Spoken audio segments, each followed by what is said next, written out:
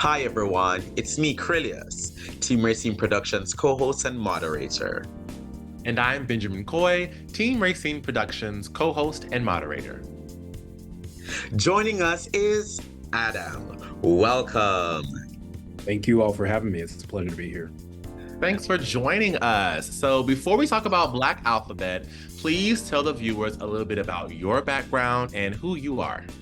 Sure. So my name is Adam McMath, and I'm the president and executive director of Black Alphabet. But I started as a content creator about 15 years ago, but strictly for corporate films. So I did a lot of corporate stuff all over the world.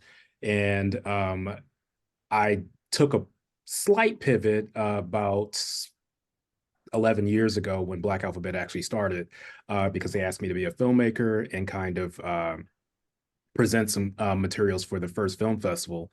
So I did. It was a movie about studs called Misunderstood. I believe it's on YouTube somewhere still.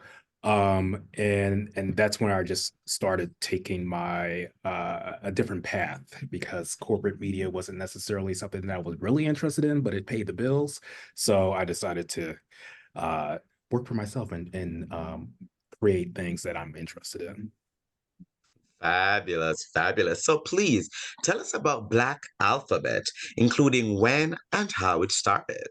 Sure. So a group of community members in Chicago got together 11 years ago, because film festivals in the country at the time weren't doing a lot of Black content. They had to kind of uh, segment content for all audiences, not just Black people. So it wasn't necessarily a film festival to compete with the larger LGBTQ film festival, but a supplementary film festival. So people like Tim West, who's very well known in our community nationally, and he's still on our board.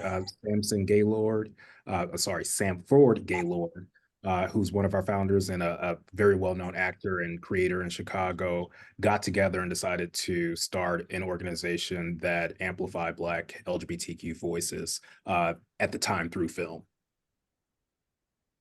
Awesome, awesome. I myself am very, very passionate about representation. So it's really, really wonderful to see that you all thought it not robbery to do that. So elaborate, though, on the use of art and why that is important in the work that you do. Sure. So art, I believe that we live in art. Everything about how we live is based on an artist's vision, be it the chair you're sitting on or the building that you live in. So it was important for me to leverage art to address things that disproportionately impact our community, be it mental health, be it HIV, which was part of the reason why our organization was started, or any other disparities that we experience. And as you probably know, art and films are typically platforms for people to talk about things that are going on in their lives and the communities around them. So our founders and I thought it was a perfect way to really give people in the community and outside of the community a glimpse into our lives and how we move going forward. So. That is good. That is good to hear. It's so amazing the way how we can use art to tell so many stories, how much they represent the, views of our people, how much they represent our vision, and, how much they inspire others. So it's so great to be able to be a part of that and to be able to promote that. So please talk to us about some of the national partners and projects that you have been involved with, collaborated with, come together on, all of that, and the importance of those. Sure. So again, my motto is not to compete, but to collaborate. So a couple of interesting entryways into different markets that we've leveraged is partnering with local Black Pride. So we last year we partnered with Afro Black Pride in South Florida, Fort Lauderdale, to do a mini Black Alphabet Film Festival. For the last 5, going on 6 years, we partnered with Black Pride in Cincinnati, also started by Tim and West, by the way, to bring Black Alphabet Cincinnati. And really looking at some of these markets that are not your New York's, your LA, even Atlanta, and DC, and going into these smaller markets have been really interesting because we do have a large Black LGBTQ population in those markets, but they're not necessarily getting the services that a larger market would get. So there isn't a lot of art programming in some of these cities. So it's been really easy for us to move into that space through Black Pride partnerships. We're working with the Center for Black Equity now to do a film festival at DC Pride this year. So that may be on the horizon. So, but we're going to expand that portfolio by leveraging partners like the Center for Black Equity and other Black Pride partners to make sure that each city that wants it and needs it has access to what we do. Wow, how wonderful. I'm excited for that, especially for the DC Black Pride one. So hopefully that comes true. I will definitely be in the audience when it happens, absolutely. Now, earlier you talked about you started as a content creator and did some work all over the world. So please talk to us about the work that you did in Uganda. Sure. So recently, Black Alphabet wanted to address the issue of the criminalization of LGBTQ folks in Uganda. And a member of our team actually is, his partner is Ugandan and a Ugandan immigrant. So, we're sitting around one night and kind of doing some storytelling and talking about it. And I kind of just, randomly said, wouldn't it be interesting if we just, popped up and did a film festival in Uganda? And, everybody was like, oh, that's dangerous. You can't do it. You get arrested and all that stuff. And what we found was that we had some funders, some private funders that were really interested in the idea and making sure that people were able to create community in Uganda. So last October, we went to Uganda. These images are from our Chicago program to kind of do some cultural immersion for people in Chicago that didn't know about the nuance of laws in Uganda. And then a couple of weeks later, actually the week after this event took place, we all hopped on a flight over to Uganda and hosted 120 Ugandans for 3 days in a private compound of houses for a film festival and a cultural event. We showed films, but there was Ugandan dance, food, a cultural exchange. We kind of our team learned a lot about their culture and their community. And I believe that the Ugandans that attended that event got a lot out of it. If they didn't have community before, which is hard to get over there because they don't have gay bars or ways to meet up, we got so much more out of it than they did. I believe that we all came back changed from that time over there, and we look forward to doing something similar again. That is beautiful. That is fabulous.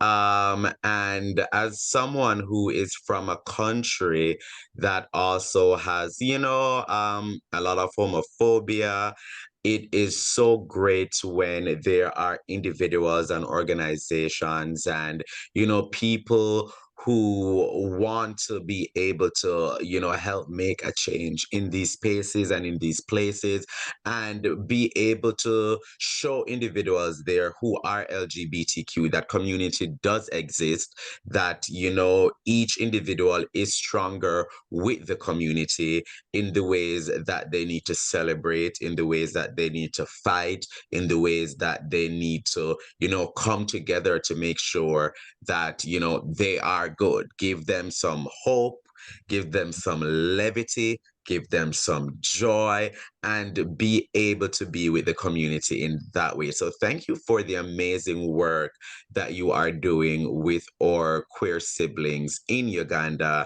and for those who are also, immigrants from Uganda that are now in the States and are also looking to find a community, and as well, having Americans learn about what life is like for queer people in Uganda. That is really, really huge. So thanks for the amazing work that you are doing in that respect. Now, as you look upon the horizon, what is upcoming that you would love people to know about? Sure. So we're doing a lot upcoming. So we've really been an organization that has been focused on showcasing other people's content. So we have content that we're working on that's coming out. But current programming that we have is our free therapy program, which you have on the screen. And oftentimes we, as a community, don't have a lot of resources outside of HIV resources in Chicago. So I really wanted to incorporate mental health into what we did, especially after the pandemic, especially when people are still isolating or self-isolating. So this is a program that I came up with during the pandemic that we piloted that really got people out of that of that self-isolating mindset. So we provide free art therapy to people in the community, free therapy to people in the community. And they can do that telehealth, or they could do that with in person. And that's through our partner, Kesed. And we also provide free art therapy to the community. And that's for different age groups. So ages 16 to 26, and then 27 and up. They can take advantage of that program bi-weekly, either in the city of Chicago or in the suburbs of Chicago. And we may expand that program to our other markets. They've been asking for us to do that. So we just have to obviously get funding to do that. But we found that this program has done a lot of different things. It's helped people combat loneliness, which is something that it happens intergenerationally in all communities, but specifically our community. And people have really come to these sessions and created community, not only with other attendees, but the therapists as well. So we're excited to expand this program, and wonderfully, the city and the county that Chicago is in paid for this program. So, yes, that is so wonderful. Thank you. Thank you. Mental health is so important, first of all. So thank you for making it accessible to all of our community members who, would absolutely benefit for this. So thank you so much. So please tell our viewers how they can learn more about Black Alphabet and how to support the work you all are doing. sure. So the easiest way is to go onto our website, www.blackalphabet.org, and join our mailing list. But we are really, really, really active on Instagram in particular, but all of our social media channels. We're doing a really cool project this month. Some team members of mine are doing Black LGBTQ history, arts history. So we're really highlighting a person a day through February, and we're doing some more of that through March as well. So please just check out any of these channels and keep in contact. We also love an inbox. We love an email. So if folks have questions or suggestions, we're open to that as well. Fabulous. And viewers, please look in the description below for these links. And Adam, thank you so much for joining us. It's been such a pleasure getting to chat with you and learning more about Black Alphabet Chicago. Thank you for the amazing work that y'all are doing. Thank you so much. Thank you all for having me.